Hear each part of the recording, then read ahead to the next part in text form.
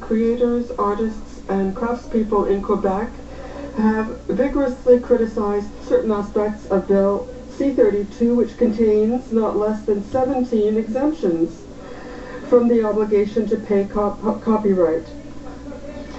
ADISC, the UDA, Selftec, DAMIC, the SODRC, all the cultural world in Quebec wants amendments. Will the government amend its law to protect the rights of Quebec artists?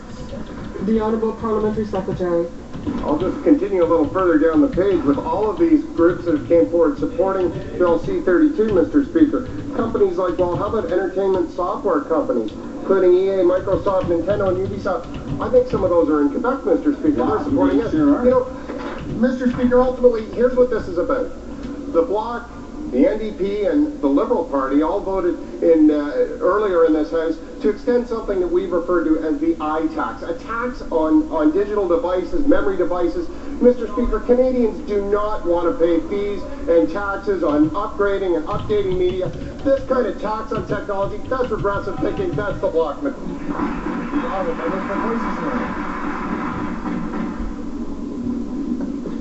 Mr. Speaker, jour après jour, le gouvernement démontre son... Day after day, the government is showing its inability to manage Canadian taxpayers' money. They refuse to hold a Canada-wide competition for the F-35s, and this, which will cost over $3 billion for Canadians. They're refusing to help family caregivers while they've been asking for help. When will this become a priority for the Conservative government? The Honourable Parliamentary Secretary to the Minister of National Defence. Addressing all those things, but the other thing we're addressing is what we need to give to our men and women in the Canadian Forces to do the jobs that we give them to do. The Honourable Member pulls out this figure under the air of $3 billion that somebody who has not been involved in the program for many, many years, is not current with what's actually going on, has picked out of the air, and has decided that's a number that has some relevance. It has no basis in fact. There's absolutely nothing to that. It is completely fantasy number. Mr. Speaker, we are getting the best airplane at the best price with the best participation by Canadian industry, and that's a win-win for Canada all around. Conservative procurement process for the F-35 is failing, and we can now see why.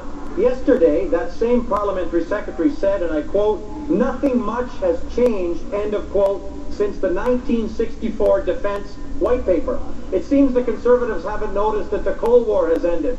No wonder they're afraid of 1950s propeller planes. Won't the government do the right thing, hold an open Canadian competition to save at least $3 billion for taxpayers? That's something Lester Pearson would have done in 1964. Well, thank you very much, Mr. Speaker. You know, a lot has changed since 1964, but apparently not the Liberals' thinking. What hasn't changed since 1964 is Canada's overall priorities of defending Canadian sovereignty, Canadian airspace, and doing the right thing on the international stage under NORAD, NATO, and other international commitments. And that's exactly what we're going to be able to do with the F-35. Again, Mr. Speaker, my colleague is picking a number of $3 billion out of the air that is not substantiated by anything other than the opinion of a man who has not been involved in the program for over 5 years. And I would prefer to rely on the Canadian experts who have been following this program at a very high level for many, many years.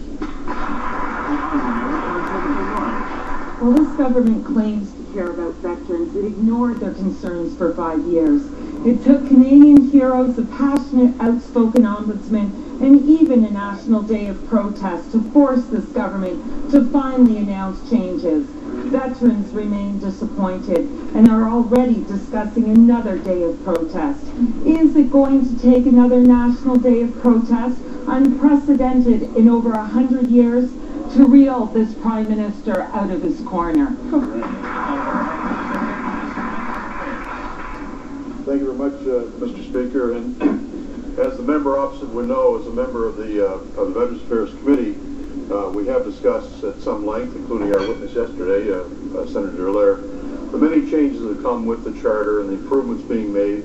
And certainly there are still challenges ahead, but I think she'd have to agree that the initiatives taken by the government are moving us in the right direction, responding directly to the veterans' needs, and showing that this government does care very, very much about the great job and sacrifice our veterans have made for Canadians.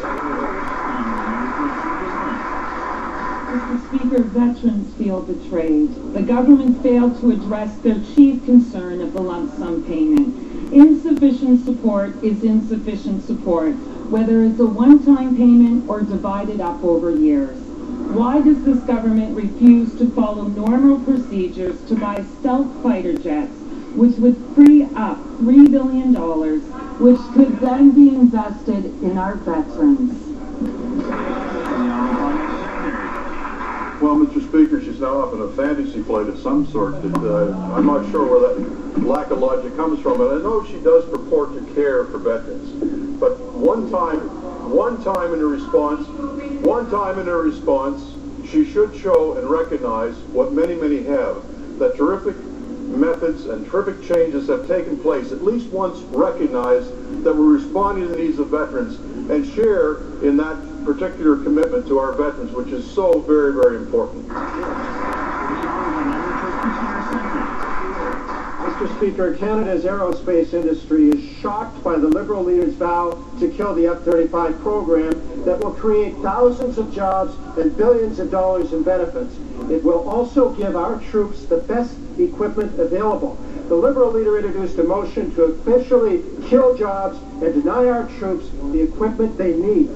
Can the Parliamentary Secretary to the Minister of Defence tell this House what the aerospace industry said about the Liberal motion? The Honourable Parliamentary Secretary. Well, Mr. Speaker, our government is obviously committed to getting the best equipment for our men and women in uniform. We're also committed to giving the best opportunity to Canadian industry. And Mr. Speaker, let me tell you what Claude Lajeunesse of the Air Industries Association of Canada said. Cancellation and delay of this purchase will not only mean lost jobs and investment related to 65 planes, but also billions of dollars and thousands of Canadian jobs lost related to thousands of planes to be built as part of the broader program. Let me also quote what the member for Bonavista, Gander, Grand Falls, Windsor said yesterday, Mr. Speaker, when asked whether the member was willing to put Canadian jobs, aerospace, and our military at risk by supporting cancelling this F-35 purchase. The member for Bonavista, Gander, Grand Falls, Windsor said no.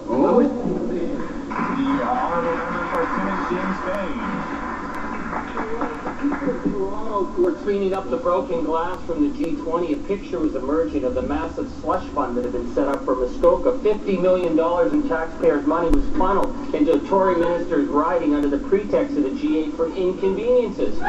Some inconvenience. It's a staggering list of vanity pork barrel projects that had nothing to do with the summit. Meanwhile, Toronto was left out in the cold.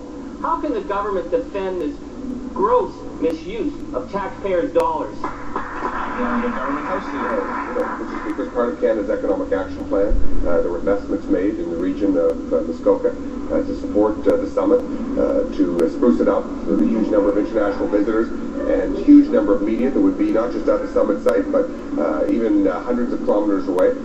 And some investments were also made in municipal infrastructure to compensate the community for the inconveniences. That's something that's happened in past summits and certainly not unusual.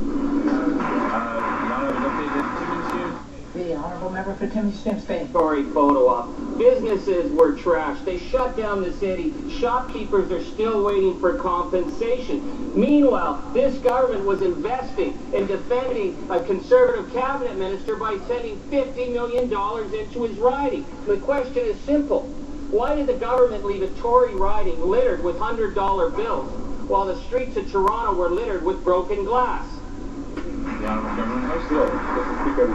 Speaker, my colleague from the Department of Foreign Affairs has already spoken to the compensation plans that are available. The deadline was just yesterday, and they'll be processed as expeditiously as possible. I can also say this, as this government has made unprecedented investments in the city of Toronto, whether it's in public transit, whether it's in arts and culture, whether it's in municipal infrastructure. No government has done more to support Toronto's infrastructure in 5 short years than this government.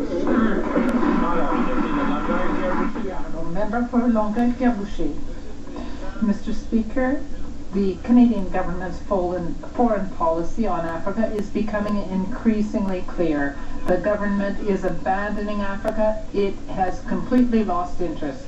After dropping 7 African countries from the list for priority official development assistance, the government is preparing to close further embassies in Africa. Can the Minister of Foreign Affairs confirm to us that no Canadian embassies in Africa will close their doors? The Honourable Minister of State. Yes, I can, Mr. Speaker.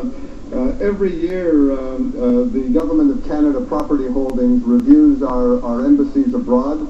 There's an ongoing program in place to review property, and decisions are made based on value principles applied in these decisions. As part of the ongoing review, 12 to 15 properties every year are sold on average in any given year. The normal practice is to replace them with a more appropriate property. Honourable Member for Gatineau.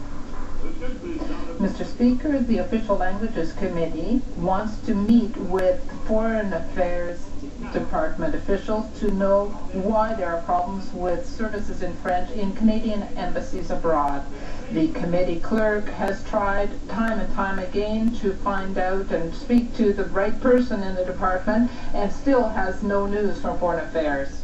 Can the Minister explain to us why his department is remaining silent? Or perhaps he is the one that is trying to get away with something that is unjustifiable. Mr. Speaker, the Department of Foreign Affairs and International Trade regularly reviews our bilingualism policy as it's applied in missions abroad. Bilingualism is an important component in Canada's international relations, of course, and we place great efforts to promote linguistic duality. Well, I'm disappointed by the department's overall grade in this past year and by complaints as cited by my colleague. The official language investigators have noted very high levels of service availability.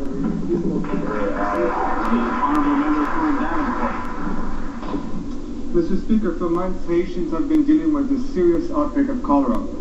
This epidemic has killed over 1,000 people. And 10 months after the earthquake, up to 1 million people still live in tents and lack clean water, the source of the cholera outbreak. Why is this government not showing leadership on this crisis? Why are we not hearing anything from the government on this issue? And when will the government report to Parliament and give us an update on this crisis? Thank you very much, Mr. Speaker, and we are very concerned. The latest report indicates that 1,100 lives have been lost and 18,000 people have been hospitalized. And in fact, Mr. Speaker, it's my pleasure to announce and inform my colleague that today we are adding $4 million to combat this cholera outbreak. Working with organizations such as the Pan American Health Organization and UNICEF, we will be providing more prevention campaigns, more medical supplies, and clean. Honourable Member for Honoré Mercier.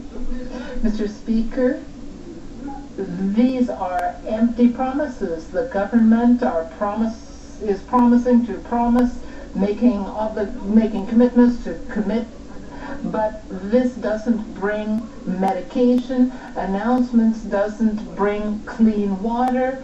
You promised millions after the earthquake, but very little came to Haiti. Will they be doing the same in this case? Honourable Minister.